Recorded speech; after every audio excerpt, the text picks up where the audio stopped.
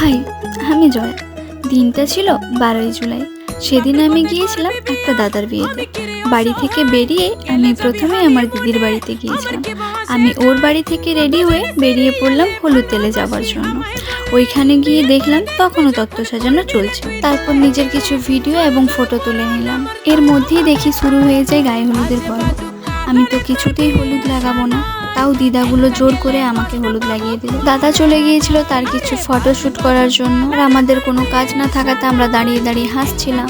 এর মধ্যে বেরিয়ে পড়ি জল আনতে যাওয়ার জন্য, আর মাঝ রাস্তাতে গিয়ে বৃষ্টি পেয়ে যায়, তাই আমরা একটা দোকানে দাঁড়িয়েছিলাম। বৃষ্টির জন্য বাকি ভিডিওগুলো নিতে পারিনি। একেবারে মেয়ের বাড়িতে এসেই ভিডিও করলাম। আর আমাকে বিয়েতে যাওয়ার লোকে কেমন লাগছে এটা কিন্তু বলবে অবশ্যই। এখন সবাই মিলে ভেতরে চলে গেলাম, আর এখানেও এসে দেখি বরের শ্যুট চলছে। এই যে আমাদের নতুন বৌদি, আলা বদলটা সেরা ছিল। এর মতো এখানেই থাক, পরের ভিডিওতে আবার দেখা হবে।